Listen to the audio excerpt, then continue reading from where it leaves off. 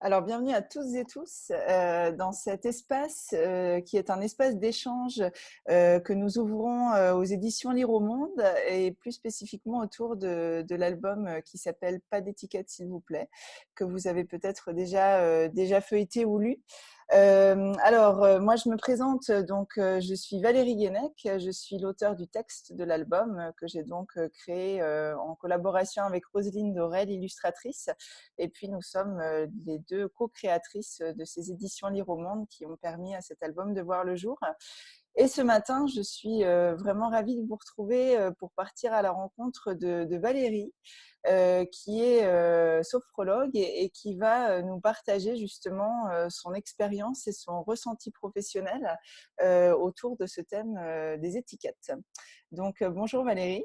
Bonjour. Alors, pour commencer, si vous le voulez bien, que ce soit d'ailleurs pour les gens qui vont nous regarder ou pour moi-même, je vais vous demander de vous présenter en quelques mots pour qu'on puisse savoir un peu plus qui vous êtes. D'accord. Alors, en quelques mots, on va dire que j'ai un parcours atypique. Donc, tout d'abord, je suis maman de deux garçons actuellement, un de 5 ans et demi, un de 13 ans et demi. J'ai D'accord. été, j'ai été danseuse professionnelle pendant 19 ans, donc entièrement consacrée à ce métier. C'est un métier tellement exigeant qu'on ne peut pas le faire jusqu'à l'âge de la retraite officiellement. Donc, il y a 5 ans, j'ai repris mes études en psychologie clinique d'abord et en sophrologie. Passionnée par cette nouvelle voie. C'est vraiment pour moi une deuxième vocation. J'ai ouvert mon cabinet il y a 2 ans maintenant et j'interviens aussi en entreprise et en maison de retraite. D'accord, super. Oui, effectivement, un beau parcours et j'imagine que du coup, vous avez beaucoup à partager sur ce thème des étiquettes. Et du coup, alors j'ai envie d'abord de vous poser peut-être une petite première question. Alors sur votre parcours professionnel précédent, en tout cas sur sa première partie, dans votre profession de danseuse, les étiquettes, ça doit être quelque chose aussi de très Oula, présent. oui.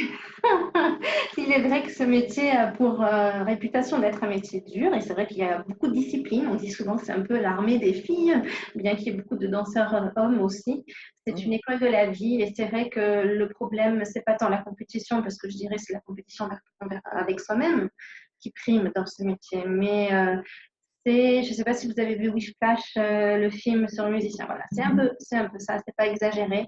C'est qu'on est vraiment jugé tout le temps. On doit faire ses preuves et on nous colle des étiquettes et pas toujours bénéfiques d'ailleurs pour nous tirer vers le haut, soi-disant. Ça peut paraître contradictoire, mais c'est assez dur. D'accord. Oui, Ouais. voilà.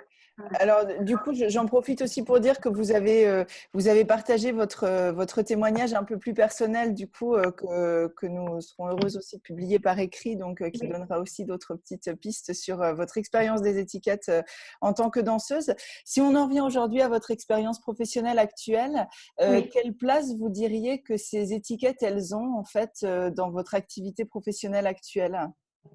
Bah, disons que je reçois un certain nombre de personnes qui expriment souffrir du poids de ces étiquettes, même si ça leur paraît pas évident de prime abord, en fait. Je veux dire par là que ça n'apparaît pas clairement à leur conscience.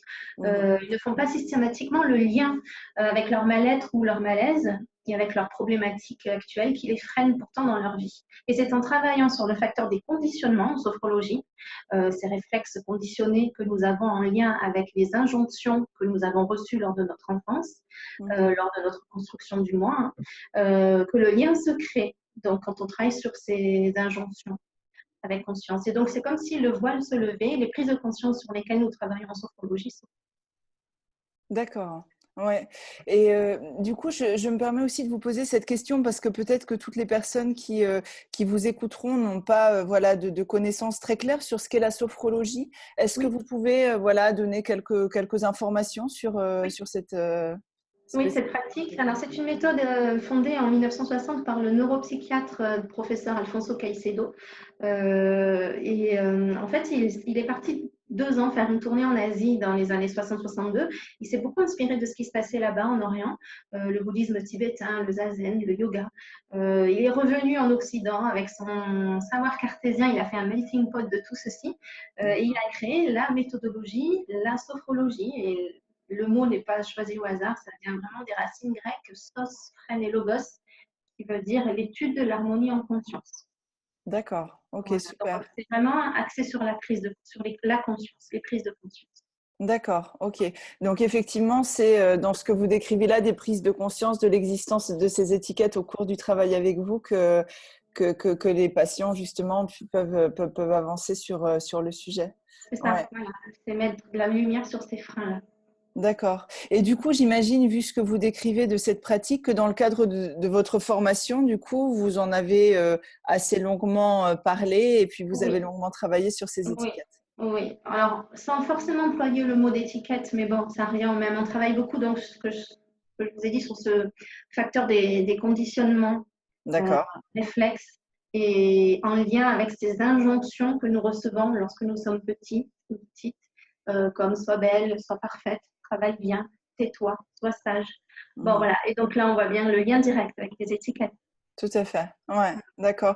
Et du coup, de manière très concrète, comment justement, vous travaillez, alors voilà, concrètement pendant les séances, sur ces prises de conscience, sur les avancées que chacun peut faire à ce sujet-là. Est-ce que vous utilisez des outils particuliers Alors, de prime abord, de façon basique, on va dire la sophrologie va reposer sur trois piliers, le facteur de la respiration, la Mhm. prise de conscience de sa capacité de détente et la prise de conscience de son corps, tout simplement, l'écoute de son corps. Nous sommes souvent coupés de notre corps en Occident, c'est-à-dire que nous sommes trop dans notre mental. Donc, Mhm. on va revenir au corps.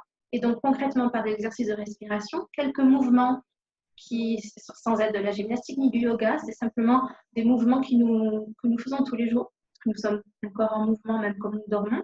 Mhm. Et puis la visualisation mentale. Voilà, donc on va dans un premier temps simplement s'axer là-dessus, s'appuyer D'accord. là-dessus. Mais il est vrai que de par mes différentes formations, alors en psychologie clinique, PNL, et j'en passe, EFT, j'ai toujours même à cœur de chercher des outils complémentaires, et notamment quand je suis tombée sur ce livre-là, par rapport aux enfants, mais pas que. Je trouve que pour les adultes aussi, tout simplement revenir avec un esprit phénoménologique, c'est-à-dire revenir à son expérience première, essayer d'être détaché de tout jugement envers soi-même. Mhm. Enfin, qu'est-ce que c'est que ces images, ces étiquettes, mais ça me parle en fait, voilà, et se baser là-dessus pour tout simplement ensuite, avec le travail en sophrologie, aller à la rencontre de ceci. D'accord. Donc en fait, l'album vous sert entre guillemets dans le cadre des séances. Ben, depuis que je le connais, oui, donc c'est assez récent, mais D'accord. oui, oui, tout à fait, je l'ai inclus dans ma pratique professionnelle. D'accord. Hein, Ouais. c'est très joyeux, c'est très gai, comme dirait Ouais, Roselyne, à entendre, d'autant plus ouais, que, comme vous l'avez dit, hein, effectivement, en tout cas, moi, quand j'ai écrit le texte, bah, je dis toujours, moi, de par mon activité actuelle, donc qui est thérapeute de l'enfant intérieur, hein, je sens que voilà, c'est aussi ma petite fille intérieure qui s'exprime. et oui, Donc, effectivement, pour moi, ces albums qu'on appelle depuis le début avec Roselyne intergénérationnels, oui. le support effectivement est adapté aux enfants et puis voilà, ils sont tout à fait adaptés de manière générale aux enfants, mais effectivement, c'est aussi aux adultes qui souvent les lisent ou les co-lisent qui Mm, s'adressent. Donc et ouais, c'est oui. très intéressant d'entendre votre accueil à vous. D'accord, Ok, très bien. Et du coup, vous travaillez aussi parfois justement avec des enfants? oui, tout à fait. Alors, même D'accord. si globalement, je reçois quand même plus d'adultes, Mhm. bon, ça se fait comme ça, on va dire, c'est pas cherché de ma part, mais je pense qu'en effet, un enfant va s'identifier forcément aux étiquettes posées sur lui. Donc, le travail sera le même qu'avec un adulte, mais de manière beaucoup plus ludique, l'approche en sophrologie. On va d'instinct se servir d'objets, de jouets, de peluches, de doudous, de livres aussi, bien sûr. Mais grosso modo, ça sera le même travail, la même approche que pour un adulte. D'accord, ok. Et dans ce cas-là, j'imagine aussi que vous avez peut-être des échanges avec les parents ou pas forcément, Oui, c'est-à-dire voilà, pour accompagner l'enfant de manière un peu globale oui. au-delà des séances. Oui, oui, bien sûr. Alors, la première séance, qui est la séance d'anamnèse, je reçois le parent et l'enfant, ou l'enfant et son parent ou ses parents référents. Ouais. Voilà, lors de la première séance, il est important de donner la parole aussi bien aux parents qu'à l'enfant. Mhm. Et les deux, je leur propose de valider ou pas ce qui a été dit. Est-ce qu'on n'est pas obligé d'être forcément d'accord avec ce qui a été dit, que ce soit un adulte ou un parent ou pas d'ailleurs. Donc, je valide les deux d'abord pour savoir s'ils sont sur la même longueur d'onde, on va dire, Mhm. ils sont sur la même ligne de travail. Et ensuite, au vu des besoins exprimés, de la problématique et des freins aussi, peut-être, je peux leur proposer un premier protocole comme ça oralement, mais je fais toujours un compte-rendu par écrit, je développe ensuite par mail et pareil, je demande à ce que ce soit validé, qu'on soit bien d'accord ou que les personnes rectifient, précisent pour vraiment être dans un accompagnement au plus près des besoins de chacun. Et ensuite, le parent, il est invité à rester dans la salle d'attente si c'est OK pour tout le monde, que je puisse m'axer sur le travail avec l'enfant. D'accord, ok. Et avec les parents, du coup, vous sentez au fur et à mesure du travail que vous faites avec l'enfant, justement, aussi une prise de conscience des étiquettes que dans un cadre familial, voilà, on peut parfois aussi s'attribuer. Vous Oui, voyez des alors choses évoluer? ouais, ouais, mais il y a deux cas de figure. Il y a parfois des prises de conscience qui vont s'opérer d'elles-mêmes. Et là, le parent, tout dépend de sa réceptivité à ceci, en étant certain de toute manière que la posture du sophrologue est là son jugement. De toute manière, hein, on ne va pas juger. Mais voilà, il y a des prises de conscience, il y a le voile qui se lève et c'est l'enfant qui fait le travail. Hein, je l'accompagne. Ensuite, l'enfant va exprimer ce qu'il veut ou pas à son parent. Mais je propose toujours un petit carnet personnel pour faire son petit compte rendu, son vécu de la séance. Après, le parent est libre, enfin l'enfant est libre ou pas de le communiquer aux parents. Mais bon, ce que fait de la part du parent, soit c'est accepté, c'est bien reçu, et du coup, on peut travailler encore plus de manière plus productive. Mhm. Serré, je dirais, c'est ensemble réunis vers le même objectif que d'un mieux-être hein, de l'enfant, de tout le monde. Mhm. Ou alors, malheureusement, le parent le reçoit mal, cette prise de conscience, où il va y avoir un frein, il va y avoir un mécanisme de défense qui va se mettre en place. Bien sûr. Malheureusement, c'est à composer avec. Moi, je ne suis pas là aussi pour juger ni pour forcer quoi que ce soit. Et donc, du coup, le travail va s'en retrouver ralenti. Et parfois, le parent lève l'enfant des séances. D'accord. Ouais, Voilà. ok. C'est vrai que je ne sais pas si vous allez me rejoindre. Souvent, je pense quand même que cette question des étiquettes, voilà, elle peut être assez douloureuse pour un parent parce que lui-même, Bien voilà, sûr. on a reçu, et voilà, du coup, c'est aussi une remise en question de Tout à sa fait. propre éducation, de sa propre enfance, en tout cas de certains de ces éléments. Donc, c'est vrai que c'est Tout à un fait. sujet. C'est pour cette raison aussi qu'effectivement, ce que j'aimais beaucoup dans le fait de créer cet album Pas d'étiquette, c'était que même peut-être pour des parents pour qui le sujet peut être un peu douloureux, j'ai l'impression que ça entrouvre une petite porte, voilà, Oui, sur peut-être pour eux aussi, justement pour leur enfant intérieur, sans oui. pour autant brusquer les choses. Tout Et à donc, fait. Mais je trouve justement votre texte super parce que très sobre. Il y a juste le juste nécessaire. Il n'y a pas d'enrobage. Et du coup, voilà, les personnes adultes ou référentes parents peuvent prendre, comme vous le dites, peut-être le message de manière douce et du coup permettre une certaine remise en question. ouais, tout à fait. Ouais. Ouais, mais c'est vraiment intéressant d'en discuter avec vous, effectivement. Ouais.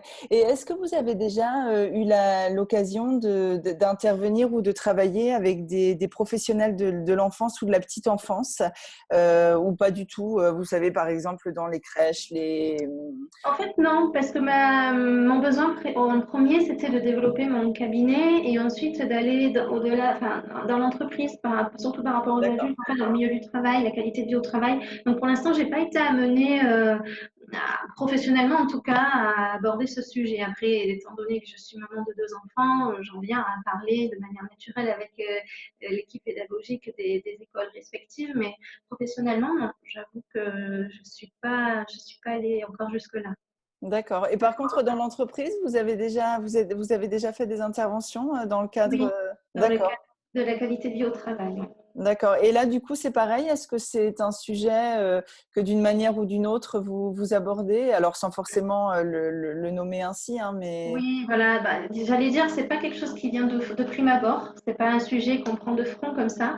Moi, j'arrive parfois, mais ce n'est que ma perception, à percevoir que derrière l'employé, il y a de toute manière un être humain et donc un enfant qui s'est construit et on peut Mhm. sentir parfois dans la manière de s'exprimer, le regard qu'il a, la posture que l'employé va prendre instinctivement vis-à-vis de son patron. On sent que parfois, je perçois une étiquette qui dit soit ça, je ne contredis pas, ou soit soumis, ou ce genre de trucs. Je peux percevoir peut-être, mais voilà, si on m'exprime pas un besoin de travail là-dessus, c'est pas à moi en tant que sophrologue d'amener la Ouais, bien personne sûr. là-dessus. Voilà. D'accord, ok. Voilà. Ouais, c'est une autre partie de votre activité sans doute très Oui. intéressante. Ouais. Ouais. Alors du coup, pour finir, j'ai 3 questions voilà, assez courtes. Oui. La première, c'est est-ce que pour vous, dans ce que vous vivez avec les gens que vous accompagnez, vous sentez quand même qu'il y a des étiquettes qui sont positives dans le sens où elles les ont permis de construire en eux voilà, quelque chose qu'on pourrait appeler une qualité ou voilà, quelque chose qui a Oui. été important dans leur parcours. Oui, bien sûr. Alors, il y a des étiquettes qui peuvent être perçues comme positives. Je dirais plutôt, je parlerais de perception plutôt que d'étiquettes positives ou négatives, parce que ça Exactement. dépend comment c'est reçu et voilà. Mm. Alors, bien sûr qu'il y a des personnes en face de moi, mais là encore, c'est à double tranchant, qui vont avoir une première apparence de quelqu'un déterminé, des personnes qui sont sûres d'elles, etc. Et elles vont me dire, oui, non, mais moi je sais ce que je veux, on m'a toujours dit que j'étais douée dans tel ou tel domaine, donc on sent des étiquettes positives qui remontent. Et là aussi, ça double tranchant. Soit la personne c'est bien construite, entre guillemets, dans son enfance vis-à-vis de ceci, c'est-à-dire n'a pas pris un poids trop lourd non plus sur ses épaules. Et donc, en effet, c'est une personne qui est relativement équilibrée, suffisamment sûre d'elle, mais en capacité de se remettre en question aussi, etc. Et donc, il va simplement être conscient de ses valeurs et de ses capacités, de ses dons, entre guillemets, de ses facilités, voilà, et qui va avancer dans la vie comme ça. Ou alors, il y a des personnes qui, malheureusement, derrière cette assurance première, finalement, on perçoit autre chose. Et en creusant avec la personne, on en vient moi, j'en viens à entendre la personne me dire finalement, il faut que je travaille sur ma confiance en moi. Parce que peut-être qu'une étiquette posée, en tout cas, qui a l'air positive de prime abord dans l'enfance, peut avoir un gros poids sur les épaules, représenter un gros poids pour l'enfant. C'est-à-dire, je ne sais pas moi, tu es doué pour tel ou tel domaine, tout dépend de l'énergie qu'il y a derrière. Comment Ouais. on pose cette étiquette, l'enfant, ça peut vraiment être peut-être très lourd à porter et devenir finalement un frein parce qu'il faut qu'il se dise, oh là là, il faut que je mérite tout le temps cette étiquette et il faut que je l'assume. Et enfin, voilà. Donc, vous voyez ce que je veux dire, Ouais, ça tout peut à fait. finalement se retrouver négatif. D'accord, ouais, tout à fait. Ok. Et du coup, en partant de là, j'imagine que les personnes qui vont nous écouter, là, vous écouter, ce sont beaucoup des parents ou justement des gens qui accompagnent des enfants. Quelle piste, en fait, vous pourriez leur donner? Parce que c'est vrai que, voilà, comme on en a souvent soi-même reçu dans son enfance, on a Ouais. tous, en tant qu'être humain, une espèce de tendance un peu automatique à en sortir de nos bouches, hein, des étiquettes. Oui, Voilà. Alors, et donc, depuis la sortie de cet album, c'est vrai qu'on a beaucoup de retours de parents qui nous remercient. Et puis, je sens aussi à certains moments qui entre guillemets, se culpabilisent de se dire, oh là là, moi, à certains moments, j'en pose quand même. Comment et faire oui. avec tout ça? Donc, Mm. qu'est-ce que vous auriez envie de dire à ces parents, à ces professionnels de l'enfance qui vous écoutent, qui nous écoutent? Oui, alors j'ai envie de dire tout simplement, dans un premier temps, savoir être indulgent vers soi-même déjà. Déjà, quand on a conscience des choses, c'est déjà un grand pas. Donc, en avoir conscience, ne pas se juger et être dans la bienveillance de toute manière. S'il y a de la bienveillance, ça ne peut pas être négatif. Je dirais même ça peut être positif. Donc, tout dépend bien sûr des mots qu'on emploie, mais voilà, conscience, non-jugement et bienveillance, pour moi, ce sont les 3 piliers nécessaires à toute construction de quelque chose d'un lien, d'une énergie positive, quelque chose qui va permettre d'aller dans la construction, le développement de soi, le bien-être. Donc, voilà, en avoir conscience, ne pas être dans le jugement et être bienveillant. D'accord. Et donc, j'aime beaucoup ce que vous venez de dire parce que c'est donc à commencer par soi-même vis-à-vis de Et soi-même, oui, hein, et pas oui, seulement soi-même vis-à-vis de l'enfant, effectivement. c'est ça, bien Ouais, sûr. Oui. d'accord. Bon, bah, super. Et puis, ma toute dernière question, voilà, si vous aviez une toute dernière chose, un tout dernier message ou voilà, un tout dernier partage à faire sur ce sujet avant qu'on se quitte, lequel serait-il, s'il en reste un? S'il en restait un, il me semble que de toute manière tout peut être creusé, approfondi. Il y a beaucoup à dire, mais non, je crois que je vais rester sur ces 3 piliers qui pour moi me paraissent vraiment nécessaires et primordiaux, d'être vraiment dans voilà, des prises de conscience, hein, c'est vraiment en lien avec la sophrologie, avoir conscience des choses, être dans la bienveillance, voilà, et le non-jugement vis-à-vis de soi-même, déjà l'indulgence. Et donc, tout commence par soi. Donc, si nous sommes dans la bienveillance et le non-jugement vis-à-vis de soi-même, avec une énergie positive, cela se transmettra autour de nous. D'accord, bah écoutez, super, super belle Voilà, conclusion. Merci d'avoir fait ce partage. je vous en prie. Et puis, bah, je vous souhaite une très belle journée. Ok, très bien, merci, vous aussi. Voilà, on se retrouve prochainement pour les personnes qui nous écoutent, voilà, pour une autre découverte. Et quand même, j'ajoute juste que si vous aviez quelques questions, voilà, à poser à Valérie, bien, ce sera possible hein, sur les différents supports où nous partagerons cet entretien. Et puis, je pense qu'elle vous répondra avec plaisir. Ah ben oui, volontiers, Voilà. bien sûr. Merci bien, Valérie, hein. Je vous souhaite Je une vous en belle journée. prie, Au revoir. bonne suite à vous. Au revoir. Merci, au revoir.